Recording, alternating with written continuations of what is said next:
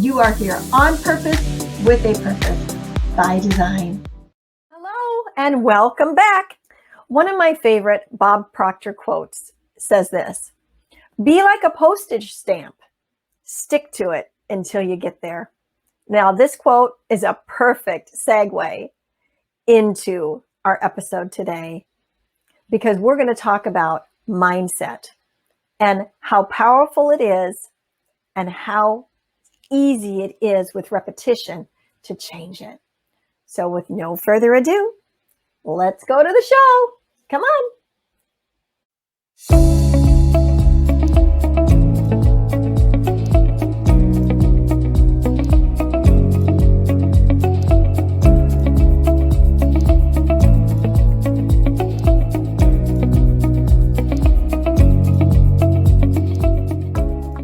Hi, Cordell. So glad to have you. Thank you so much for having me here. I'm so grateful and honored to be on this amazing platform. Oh, it is, goes both ways, Cordell. You're amazing. And to have you and to be able to share this space with you is an honor and a privilege. I know who you are and know how amazing you are. And there's probably people watching that say, yeah, I know who Cordell is and I know how amazing he is. But for those that are wondering, well, how amazing is he? Tell me. Could you just introduce yourself? Tell us, who is Cordell Jeffers? All right. So my name is Cordell Jeffers. I'm a young entrepreneur. I'm 28 years old. Well, actually, sorry, 29, not long, just turned 29 actually. 29 years old. I'm an entrepreneur from Birmingham here in the UK. I'm a motivational speaker, a mindset coach, and I'd say, I'd like to be classed as an inspiration for the next generation, because I do a lot of work with young people as well. And you do a lot of work with young people, but also I'm just, because he's a humble man, he's not going to say it. You have spoken before the royal family, correct? Yeah, 100%. So I've spoke with, the royal family. I do a lot of work as an ambassador for Prince Charles's organization. So I've done a lot of, work with some major organizations, but how kind of my journey started was, say like 10 years ago, 15 years ago now, actually, let's say, when I was in school, it was quite turbulent for me. I was dyslexic. I was always behind my peers in class. The teachers didn't really believe in me, which led me not to really believing in myself as well. And, I would say I was around a lot of the wrong influences at the time. Unfortunately, by the time I was about 15 years old, I got kicked out of high school, what we call it secondary school. I got kicked out of secondary school with not a single qualification. Now, coming from a Caribbean background and getting kicked out of school, Pamela, it just does not work together. You see, my mum, she was like a little pit bull. She was, she was very strict. But when it came to education, she valued it a lot. And I normally get a bit of a beating. I normally get a bit of a beating from my mum. But this time when I got kicked out of school, she actually said, you know what, Cordell, don't worry. You're not going to get a clip around your ear this time. I've actually got something better for you. And I was like, well, what's that? And she said, I'm going to send you to the Caribbean to live with your grandparents. You could imagine I'm 14, 15 years old. I'm like, Mum, are you crazy? You want to send me to the Caribbean? There's no way I'm going. Like, everything is here for me. I had my friends, my girlfriend, stuff like that. And, I didn't want to go. And I tried as much as possible not to go. I even hid my passport at one point. But my mum was determined, and, I had to go in the end. And I ended up traveling across the Atlantic Ocean to the Caribbean. Now, you guys are probably thinking the Caribbean. You're probably thinking, reggae music, rice and peas, jerk chicken. You're probably thinking all the lovely, amazing things. Well, what your vision of the Caribbean was not my reality. Even though all the sandy beaches and stuff was nice, I was humbled because I had to live in an environment that, one, I wasn't used to, and two, where there was severe poverty. And seeing that side of things really expanded and opened my mindset, especially to gratitude. Because I come from the Western world where we have everything technology. Coming here to the Caribbean where, a lot of the school classes were underneath a tree and people were fighting for survival, it really just changed my mindset, because I've seen people with a lack of resources still become very resourceful. And that inspired me. After being over there for a year, I decided to my mum, I've learned so much, I've changed, and I wanted to come back to the UK to live. My mum decided that she thought that was the best option. She thought I learned my lesson. And she ended up sending me back here to the Caribbean to live with my auntie. Now, my mum stayed in the Caribbean to look after my grandparents at the time, her mum and dad. And it was one of the hardest things I had to do. Leaving my mum in the Caribbean and my little brother was one of the hardest things I had to do. But I knew that that decision was going to make me become a man. And leaving my mum in the airport crying, my brother literally holding on to me, begging me not to go, was one of the hardest things. But once I got back to the UK, even at 15 years old, I was thinking to myself, how do I apply all these amazing experiences that I've just learned in the Caribbean and apply them in the surrounding here in the UK? And it was hard at first. I'm 15 years old, I'm living with my auntie in an area where gang crime, gun culture was at its all-time highest. I was living on a settee out of a suitcase for years, living on my auntie's sofa. It was tough. It was difficult, but I had to keep pushing. And one of the biggest things for me was understanding my reason why. And I think many of us have that. If many of us look into our times where there's been adversity, times of hardship, I think you always have that little bit of light at the end of the tunnel. And that little bit of light is your reason why, it's your purpose. And, at that time, my mum and my little brother, that was my purpose. I didn't want to let them down again. So I pushed through all those hard times, all those difficult times. Mm-hmm. And I started to get myself into reading and developing around the mind. And the first book that I came across was Rich Dad, Poor Dad at the age of 16 years old. A college tutor gave it to me, and I read that book, and it changed everything. I got to understand more about assets, liabilities, how to build financial wealth. And then from reading that book, I went on to read Think and Grow Rich by Napoleon Hill. I read that book at 16 years old, Pamela. So you could imagine, even though I didn't know how to comprehend all of it at the time, I understood the basics. And the basics were to visualize, you can be a master of your destiny. Visualizing your success is key, and acting as if, feeling and believing you already have everything you want. Because when you think that you don't have anything, you live in lack. Do you know what I mean? And at 16, 17 years old, I was starting to understand these secrets of life, these, they call it the law of attraction or whatever, the laws of the universe. I started to understand them. I never knew that's what it was called at the time, but I just understood the basic concepts, and I started to visualize my success. And I knew at that point, I wanted to be the CEO of my own life. I wanted to be the captain of my own ship. And I got into entrepreneurship quite young. I built my first electronic business at 16 years old, and I was doing extremely well. At 16, making good money for a 16-year-old, fending for myself. And then unfortunately, people in my area got jealous, and I ended up getting attacked. I got robbed. I had people come to my house trying to rob me and take everything from me. I had a group of masked men. And at that time, it felt like a matter of life or death. I didn't know if I was going to die outside my auntie's house when these guys were screaming at me and trying to take things from me. But I never let that happen. I never let that stop me, shall I say. And it was like I had a message in that moment, and it was, life happens for us, not to us. Oh, beautiful. And I had to understand that. And at that time, I just thought, what am I going to do now? And I took all those hard times, and I thought, I'm going to keep going. I know what my reason why is, and I know that this is here just to propel me forward. And from there, I just doubled down on my craft. I doubled down on my purpose. I wanted to become a speaker. I wanted to help inspire the next generation, and we got to work. For me, there's all these, you have all these speakers and all these people that tell strategies and techniques. But for me, the number one thing is act as if, believe, and take full action. And when I mean take full action, I mean you have to go on the battlefield and burn the shit behind you. There's no going back. There is no plan B, because we're going to make plan A a reality.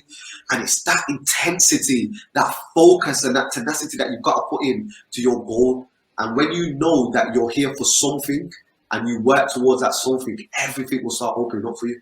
Do you know what I mean? That is really powerful. So I wrote down a couple of notes here. The CEO of your own life. I mean, you got a hold of this at a young age, and that's why you've done that. You are the CEO of your own life and helping so many. But I also wrote down, burn the ship, burn the bridge behind you. There is no plan B. Now, those are powerful things to say, Cordell. How do you develop the mindset to go along with that so that as you're going through life and you've made that decision, whether you're 16, whether you're 30, whether you're 60, however, anywhere in between or beyond that, and you're saying, that's it, I'm going to be the CEO of my life, I'm going to be the master of my fate, I'm going to burn the bridges behind me, and that's in a good, healthy way, by the way. We're not saying they throw anybody under the rug, but you do this and there's no plan B. But then life happens, right? Things don't go the way you wanted them to go. So much has to do with up here, doesn't it? So to that person that's going, I hear you, Cordell, but how do I get out of this stinking thinking I am in? What do you have to say to them? And I'm going to make you bigger now so that people see more of you and less of me. So go ahead and answer that question. Well, Pam, from 16 years old, reading those books, and don't get me wrong, my self-development journey has been, it's been consistent for 12 years now. I'm 29 years old. It's been very consistent. I've gone from having my first electronic business at 16 years old to now I've built 2 growing organizations, to have, spoke in front of I've worked and coached over 9,000 young people. I've spoke for Prince Charles. I've been interviewed by Lionel Richie, worked with the legendary like yourself, Les Brown. Also been awarded as an international change maker by the Watches of Switzerland and, by the royal family. And also, as you know, Pam, I told you this last week, getting a letter by Sir Richard Branson. All these things have been amazing, but has there been struggles? Has there been hard times? Has there been times where I wanted to give up throughout this whole process? Of course, every single day. Sometimes you wake up in a negative mind. And how have I developed the strategies to kind of take that out of my mindset where I can change my state ideally? And I think number one is living in gratitude. I think when you have gratitude, you can't have the feeling of gratitude and the feeling of anger, resentment, and sadness at the same time. Absolutely. Staying in gratitude is key to me, honestly. I wake up every single day, first with a prayer, and I write down every last thing that I'm grateful for. Because the truth is, there's always somebody that's worse off, that's still happy. And that's how you have to think of it as well. There's always people that have less than you that are still making it work. You know what I mean? And they would still love to have what you want. But the reason they're happy is because they don't live in lack. So do you have a roof over your head? Do you have love and support around you? Can you eat food? Have you got your eyesight? Any last little thing, be grateful for. And the number one is every single morning that you wake up, it's a new opportunity to thrive. It's a new opportunity to make your story better. Wow. And I think that's number one, is living with gratitude. And when you actually look at the science behind gratitude and, the research, it actually says, people that live with gratitude actually live longer as well. So that's number one for me. That helps me, develop that cultivate a growth mindset. Number two, I think for me, and now we're talking about more high performance habits here, but, taking care of your daily routines. Are you exercising? Is your health and nutrition on point? That's something that's one of my highest values. I have to exercise. I have to go to the gym. I have to be eating my leafy greens, my omega-3s, my vitamin Ds, because these things are key for your body. If you don't have a healthy body, it's going to affect your mind. The mind and body connection is very real. Yeah. I mean, and sometimes when you're thinking you've got brain fog or you've got migraine, this is most likely because of down to your diet. Do you know what I mean? Your morning routines, your evening routines, are you getting enough sleep? You know what I mean? Before you're locking off and actually retiring for the day, are you meditating? Like what is your daily routines look like? Genius leaves clues, and I've spoke to so many high performers, so many amazing CEOs. I've had the luxury to speak and have personal relationships with some of these people, and they always have a great routine for their day, and it's around health and wellness. You know what I mean?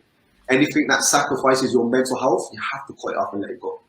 All right. So being better with your stress management, I think that's definitely key. So find a routine, find some sort of structure in your day which takes care of that, takes care of your health, that takes care of your mental health and your nutrition, because I think it's very, very key. That's how you perform better, and that's how you have a better mindset as well. Another tactic is, again, like I said, acting as if. Visualization, writing your goals down. Is something that I've been doing over the last 10 years.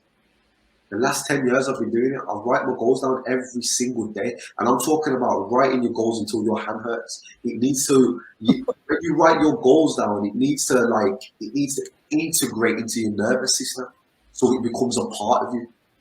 All right. Visualization. If I was to show you right now, I've got my vision board. I've achieved some amazing things. The power of visualization. I remember, when I always used to say to myself when I was living with my auntie in a one-bedroom flat on a sofa, I used to say to myself, one day I need to get myself a lovely home for my family. That was one of my highest values. And I've visualized for years every last thing that I want: white marble tiles, sparkly kitchen surface, the lights, everything. And today, Pamela, I'm sitting in the house. Do you know what I mean? Yeah. And I'm saying this is the power of visualization. And people say the law of attraction, and I believe in the law of attraction, but I believe in the law of action for attraction. Yes, that's good. First, what, as you may know already, this isn't a load of fluff. People sometimes advertise it as a load of fluff. You think of a yellow Lamborghini, you're going to get a yellow Lamborghini. It doesn't quite work like that. There's actually something in your mind called the RAS, the reticular activated system. And this is the filter between your subconscious mind to your conscious mind. So what you think about on a daily basis that you're emotional to, that you're emotionally attached to, it will come to the surface of your conscious mind, because your subconscious mind holds something like 40 million bits of data every day. So everything that you touch, everything that you see, everything that you feel, all this information gets logged into your subconscious. And the conscious mind can't think of everything.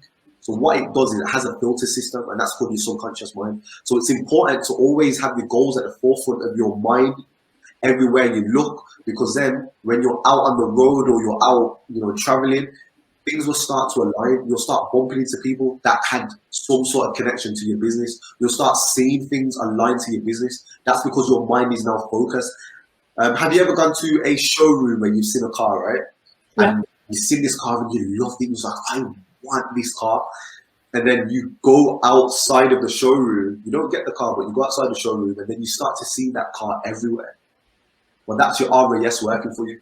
That's your RAS attracting things into your mind that was already there. Like Bob Proctor said, nothing is created or destroyed. It's already there.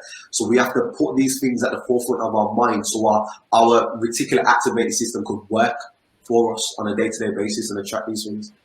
So just like I was able to attract the house that I wanted, and sometimes it's just having these things in front of you and understanding your reason why, and then the how will take care of itself. I really do believe in that. So that's another one, visualization, writing down your goals, acting as if. And these things take practice. It took me a long while. Like I said, I've been doing this for 12 years now, and it takes a while to embed this into your system.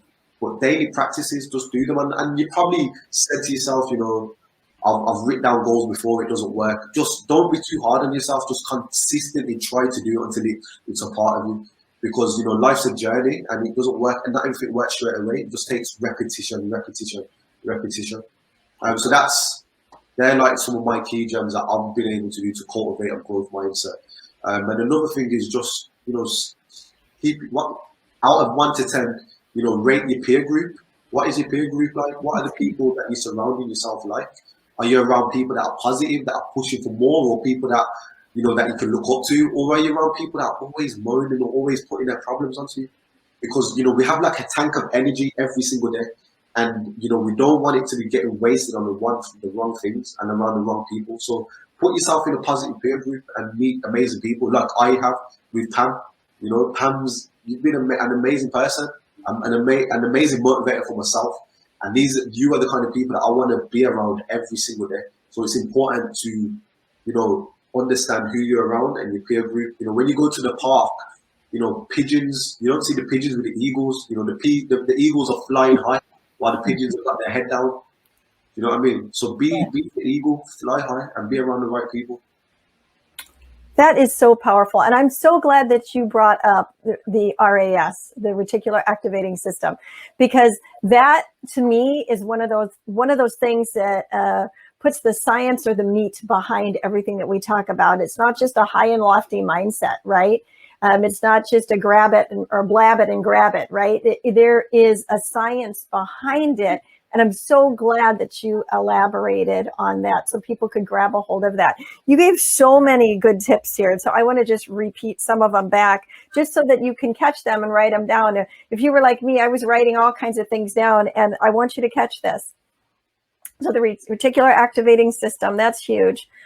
Writing your goals until your hand hurts, because it gets into your nervous system. I love that. It becomes that repetition is what we believe ourselves more than anybody else. And writing it out, there's a reason why in school they made you write things over and over again. And I know I do not, I'm going to change that confession. I didn't used to like to write things down. I would much rather talk it or type it. But I've come to realize the importance of actually writing it and the physical things that it does and changes in your brain, which then changes throughout all of your body. But you also said practice. This is not something that happens immediately. I mean, sometimes there's amazing breakthroughs that happen right away. So we're not knocking that. Things do happen. As John Tallarico says, the universe loves speed, right? So we do realize that that happens, but this is a practice every day, just like playing the piano or riding a bike, or if you are learning a new language, you have to practice it, and then it becomes part of who you are. And I loved that encouragement that you gave to us. So in order to become the CEO of your life, you're saying, hey, these are the things you need to do. And one more thing I want to just circle back around to was, personally, successful people, not just something we're reading in a book. Well, successful people do this by 8 a.m. You are speaking of people that you actually have worked with and know, and that you've had the joy and the privilege of picking their brain and their hearts and saying, what are the tips you can give me so that I can emulate success? And they're saying morning routines, daily activities, evening routines. They're saying to take time to eat the right food. They're saying to take time for yourself. And I wanted to come back and camp on that, because that is huge. We can get going scatterbrained, right? In all these different directions. And then at the end of the day, we're looking at our list and we're like, I didn't get the things done that I wanted to get done the way I wanted to. And then we can feel defeated, where so much is based upon, hey, if these important people, like some of the names that you've mentioned and other people that we would look to and say, I want to follow their leadership. If they're saying this is what I do, well, I think we should follow what they do and probably see similar results, right? That's it. Oh, that's great. I do believe the the importance of having a morning and evening routine for your mind and body is key, because then everything else business wise that happens in between, you perform a lot better. So for instance, one of the routines that I've picked up that I've been doing now for the last 24 months, which has been key for me, is number one, as soon as I wake up, I'm making my bed. Why? Because something as simple as that, how you do anything is how you do everything, all right?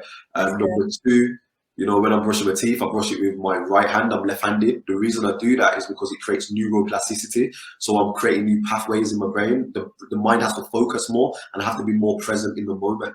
So anything that makes you more present in the moment, you should do, because then you're creating a new habit, all right? Number three is meditation. Meditating in the morning before I even start my day. Also, when I'm going downstairs to make my smoothies or my turmeric teas, anything healthy that can help stimulate the body in a healthy way. Exercise as well, make sure I'm getting the oxygen that I need. So these are all things that I embed into my daily routines. And then a lot of the work with Bob Proctor as well, as you know, Pamela, writing our goals down, writing 10 things that we're grateful for, and visualization. These are things that I try to wake up earlier for before I start my day, because some days if I miss it, I try not to be too hard, but I can feel the difference. So I think it's really, really important that you have a routine for your mental health. Yeah. and your mind and body connection before you even get into the day. I think that's vital. That's how high performers stay performing high. That's how the world class separate themselves from amateurs. And that's just, I believe that's just, they're the keys to life, along with, putting in the work as well. Just putting in, but everybody knows how to put the work in. Everybody knows what they should be doing. But I think the main thing is getting your mind and your body right. That's perfect. You had talked about the importance of a morning routine and an evening routine, but you said last week that there's your morning routine and your evening routine, and then they're like the bookends of everything that's going on in the day, right? And I just wanted to bring that back up and throw that kind of question out to everybody. What are your bookends? And success is so determined upon that. I think of a pinball. If you guys remember pinball machines, and that ball goes bang, bang, bang, bang. Sometimes we kind of feel like that in our life because we wake up in the morning and Mr. Les Brown says, you and me, God, we've got this. I know that you'll make me able to handle whatever's coming today, right? And so sometimes we're kind of bouncing like that ping pong ball, you know what I mean? And so here we are. What is going to be the bouncers or the of our lives? What is the boundaries?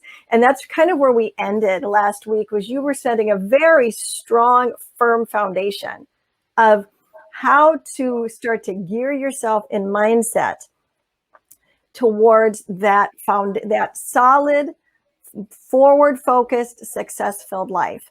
And so from that, just kind of refreshing everybody with that, I'd like to jump into another question that I had for you, and that was overcoming failures. Now, in light of, I'm trying to be positive here, do my gratitude, eat right, take care of myself, have my morning and evening routines and all of this stuff, and emulate the greats. But you know what? I just had a failure. You know what? My dream that I've been saying every day, I'm so happy and grateful that blah, blah, blah, blah, blah happens by June. And oh my gosh, it's June and it hasn't happened. Like, how do people overcome failures? And especially, it's obviously, I know you're going to tell us, we have to stay in the right mindset, right? Because that's so important. We've laid that foundation. How do you stay in that mindset when you feel that you have dropped the ball or failed? And how do you overcome failures? You, I know, can explain this great because you are a very good communicator, but you've experienced it. You're not talking from a textbook. You're talking from experience. So would you share a little bit with us on that, Cordell? Yeah, I think for me, one of the main things that I've always done is I understood, I read this in a book a long time ago, and it was called The Law of Polarity, and understanding the law of polarity. So when you understand the law of polarity, you understand that everything has two sides. A coin has two sides. There is no up without down. There is no inside without outside. There is no big without small. And there is no failure without success. And there is no success without the failures. So when you understand the law of polarity, you understand that everything has to happen in order for that one thing that you want to happen. So for instance, what I would do is, anytime that I come across a failure that I've occurred, I have to balance out. I have to understand, okay, what went wrong, but I have to understand the lessons and, the positives in that lesson as well. And it's all good me saying this and you just thinking about them, but write them down. I could show you a workbook of my failures where I've put a line down the middle. I've put on two sides the good and the bad, and I've listed all the bad things that may have happened, but then I've balanced it with some of the best lessons as well that I've learned from that. And then when you do that, you get into a balanced mindset, and that is where you want to have a balanced mindset to all situations. It's just understanding that in the midst of devastation, there's always an opportunity for transformation. There's always opportunities. So you just have to, get into that balanced mindset. When the market crashes, some people, cry about their investments and, they've lost everything, while there's others, looking for more opportunities because they know that things have to go bad to go good again. And that's just how it goes. It's just understanding the law of polarity and also understanding the law of vibration as well. Energy goes up and down all the time. So you're not always going to be pivoting high. You are going to have a bit of a dip, but it's understanding how to change that so you could pivot back towards where you need to go. So I think you're definitely understanding the law of polarity, and just understand that, you know, there isn't nothing called failure. How can you fail? There is no failures in life. You can only have lessons learned. I really do believe that. That's something that I think is 100%. Like, as much as you might go through the heartache, you know, what's going to kill you makes you stronger, as cliche as that sounds. You know what I mean? There's one destination that Les Brown always says, which is the graveyard, and a lot of people take their goals and their dreams there. So failures are going to occur. And the reason I'm a bit resilient to failure, because I started off in sales quite young. So when I was young, the only jobs that I've ever had, you know, before being a business person, was sales. And in sales, you have to love rejection. You have to love rejection, not like it. You have to love rejection, because if you don't love rejection in sales, you're not going to make the sale. I used to knock doors, so, who are you? Slam the door on me, get off my doorstep, move away. I don't want your service. Doors, slam, slam, slam. But you have to keep going. There's something called the law of averages. You know, the more no's that you get means you're getting closer to the yes. Right. In the book, Think and Grow Rich, I'm not too sure the story, but there was somebody that was mining for diamonds, and he was mining for it. And just as he gave up and sold his tractor and all his mining tools to somebody else. And then that person went to the same spot, dug a little bit more, and found the diamonds. That just shows you how important the law of averages is. You've got to keep on the goal. It's not going to be easy. Nobody said it wasn't going to be easy. If it's easy, the only thing that's easy is sitting downstairs watching Netflix or watching movies all day. That may feel easy. That's comfort. But everything you want is outside of your comfort zone. Comfort really is poison. Write that down. Comfort is poison. Ooh. Yo, Pam, you are getting me. You're getting me into my feelings. You're getting me into my feelings. That is awesome. Comfort is poison. Oh my gosh. Yeah, I wrote it down. Okay, so you have said the importance of balance. And I hope people are hearing that, because there is an importance of balance. That's huge, that we have, that we're not just, we realize there's fluctuation, but you really hit that hard. But you also said, I'm looking at my notes here, failures are really lessons. They're not failures. And that's a whole mindset switch, isn't it? Yeah. To look at it that way. But that's also going to bring balance, Cordell. That's going to bring balance to you, because then instead of just feeling like, oh, I failed, which swings that pendulum in the wrong direction completely, 100%. To say, where's the lesson in this? I love that. Where's the opportunity for growth? Oh, this is so good. Okay, I can tell you have something. And I was just going to say, like, you can literally apply balance and the law of polarity to any situation. Yes. You know, for instance, if you might have just come out of a hard relationship or something like that, maybe, and you feel like you've lost the person that you loved, or that person betrayed you or anything like that. And it's just understanding the law of polarity even in that situation. Like, don't live with a broken heart and grudge towards that person. Actually thank that person for all the lessons that they brought you in your life. Like, what were some of the good things? What did that person bring out of you? What were some of the skills you learned? What were some of the places that you went to that you would never have went to?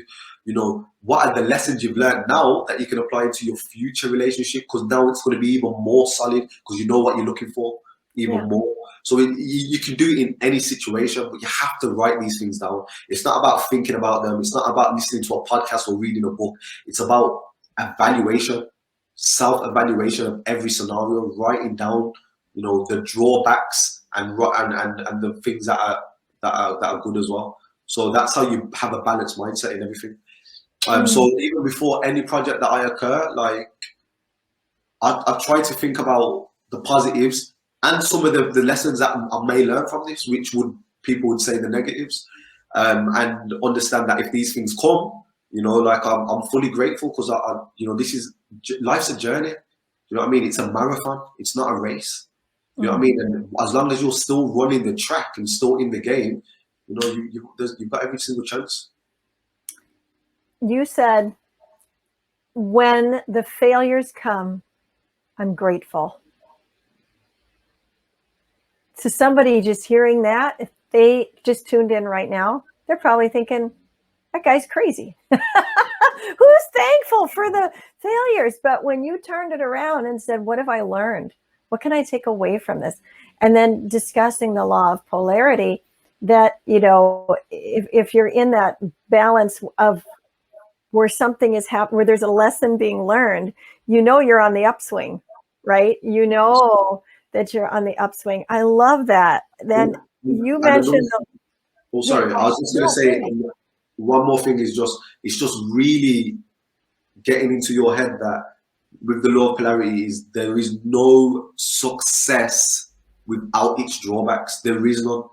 Everything has two sides. So success has its failures, and in the midst of failure, in the midst of devastation, if you focus your energy, you will find the successes and the positives from that scenario as well. So you have to understand. You have to completely understand that. If you feel like you're just going to be successful and everything's going to be happy dory, it's not like that. So you need to understand that every success has its failures and every failure has its successes, and then that's where you're just in the middle with a balanced mindset. Oh man. And you know, here's something that just hit me when you said that. If every success is going to have its lessons to learn, we don't need to blame ourselves. Like, I'm a failure, right? I mean, there are things we need to adjust and correct in our lives, but how people can, like a badge of negativity, I just have the worst luck. Bad things just happen to me. You know, I'm such a fool. I'm so stupid, right? Like, there is this law of polarity where there is always going to be lessons. That doesn't mean we're looking for the negative, right?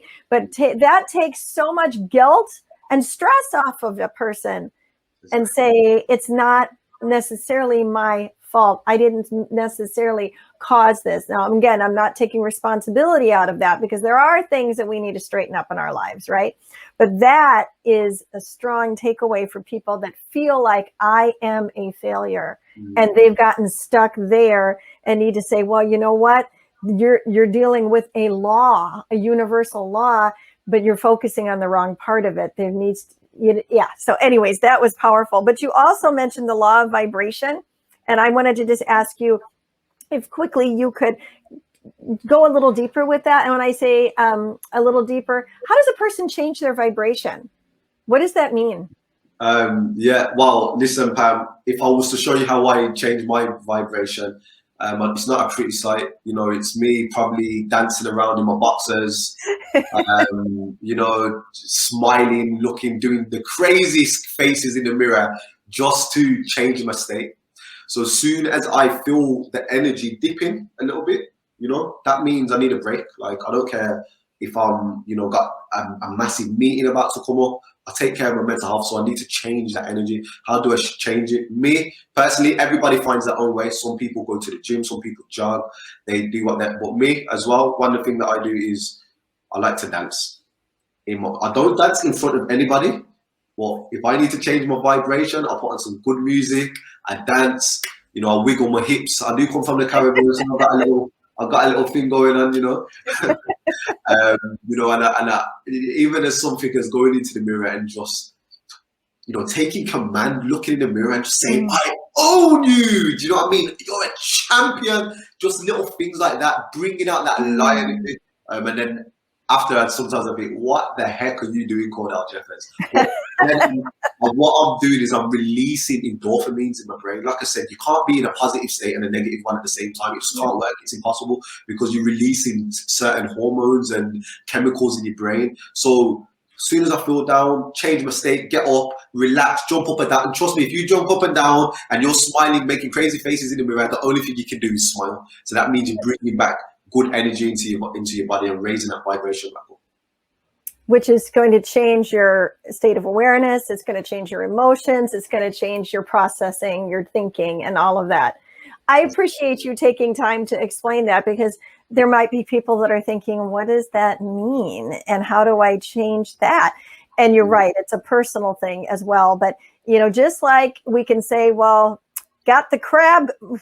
I'm crabby today. I got my crab on. We can also say I've got my praise on. I've got my joy on. I've got, but that's a choice. It's a choice to rejoice, right? And it's also a choice to be, and we do have that choice, but we have to take a proactive part of that and understand that that is a law of, it is a law, the law of vibration. So if you want to stay in that place, that's where you're going to stay, but you can change it and rise. I love that. And then when you do these things consistently, you'll notice you know how to just control your emotions. You just know how to, and having that control is what I think is one of the most beautiful things that I've ever learned. How to control my emotional and mental state. In the instance of just doing a few little things. Do you know what I mean? As silly as it sounds, as crazy as people think, what, get up, start dancing, and I'm going to be, you will be. Do you know what I mean? But you have to consistently do it, and you have to do it like you're going for it. And honestly, like I said, it might not be a pretty sight, especially for me, but it will make you happy. It would probably get everybody dancing and shouting with you, I would imagine, and laughing and enjoying. If we had time, we would have you demonstrate. We'll have to have you come back on another show and demonstrate Cordell getting in the right state of mind, in the right vibration. Cordell, before we wrap up, I know that you have an academy, the Apprentice to CEO. What a powerful name. Can you just elaborate a little bit on what that is and who it's for? Amazing, and thanks for bringing that up, Pam. So yeah, I've created a new academy called Apprentice to CEO. Now this is a 12-week, or would you say a 90-day business and mindset academy to help people that have an idea to make that reality within a 90-day period. We give you a 90-day game plan, or anyone that has a current business to help take that to the next level. Not only that, you'll get in-depth one-to-one mindset coaching from myself, as well, to really shift that mind in the right place and make sure that you have that high performing, mindset, and, get that world-class mindset that everybody needs to succeed in life. And not only that, working with Linda Plant, who is one of the most successful women in Britain. She went from selling on a market stall to being the first lady at age 29 to listing her company on the stock market in the UK. I've been able to create that relationship, and we have experts that will come in and help you really change your business and take it to the next level. And we've just finished our beta group, where we've got some amazing testimonials, people that have used the techniques and the strategies, and took their life and their business to new heights. I'm here to serve. I'm here to impact. I'm here to make a difference. That's my God calling. That's what the mission, the big man gave me, and I'm here to deliver it. So if anybody wants to get in contact with me, please do hit out my social media platforms, Cordell_Jeffers. And for this show, I'm completely happy to give away a free 30-minute consultation, whether it's around business, mindset, or if you got any problems, you just need someone to talk to.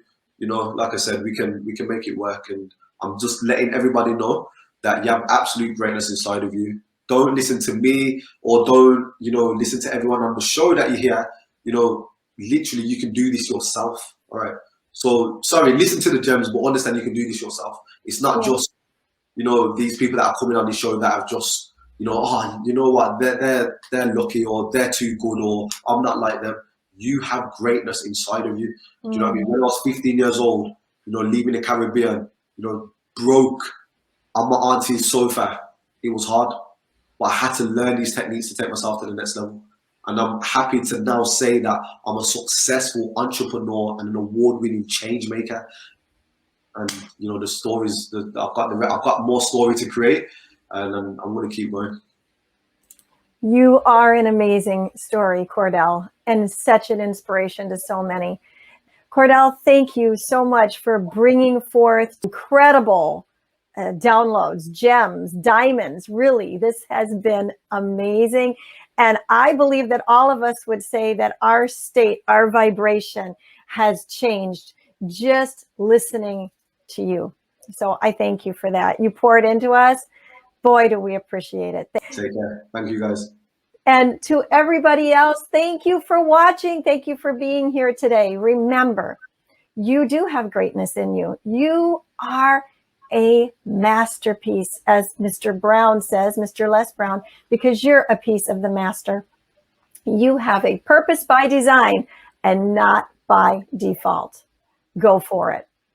You are the salt and the light everywhere that you go. See you next week. Ascend Above the Crowd is the newest course by Pamela Hinkle. Ascend is a self-paced email course that will come directly to your inbox and will change your mindset and your life. Each week, you will receive lessons, resources, challenges, and journal writings that will help you discover your purpose by design. It's your time to ascend above the crowd. To learn more about Ascend, go to www.purposewithpamela.com/ascend. Pamela Hinkle is the founder of the Purpose Center. Pamela is a mindset mentor, author, speaker, minister, and transformation coach. Her weekly podcast, international radio show, and television show are a lifeline that changes lives and inspires people to discover their individual potential through realizing their purpose by design. Pamela is a natural motivator and has shown many how to find their niche and transform their lives. Although success is an uphill battle, Pamela gives the necessary strategies to flourish, cheering you on every step of the way. Pamela shares from her personal experiences, education, and life as a woman in leadership, utilizing decades of knowledge. Taking the approach of, let's have coffee and chat, she will awaken your dreams and purpose by design. Are you ready for Pamela to help guide you? Email us at purposewpamela.office@gmail.com or go to her website at purposewithpamela.com.